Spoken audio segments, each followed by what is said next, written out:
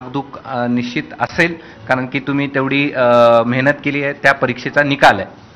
काही वेळात काही क्षणात मतमोजणीला सुरुवात होणार आहे आणि मनात कुठलीही धाकधूक नाही, कारण आपल्याला कल्पना आहे की मनात धाकधूक याच्यासाठी नाही की सर्व मतदारांनी ठरवलेलं आहे की ह्यावेळेस छत्रपती संभाजीनगरचा खासदार हा महायुतीचाच होणार. त्याच्यामुळे सगळ्यांनी मतदान हे धनुष्यबाणाला केलेले.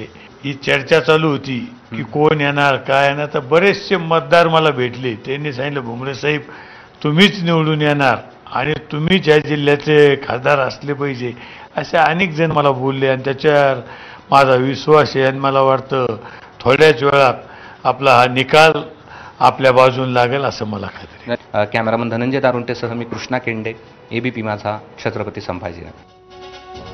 तिकडे बीडमध्ये बजरंग सोनावणे हे मैदानामध्ये आहेत पंकजा मुंडेंविरोधात, आणि त्यांच्या काय भावना आहेत, ते किती कॉन्फिडंट आहेत, जाणून घेतले आमचे प्रतिनिधी गोविंद शेळके यांनी. लोकसभा निवडणुकीच्या मतमोजणीला आता सुरुवात होते आहे आणि या मतमोजणी केंद्रामध्ये स्वतः बीड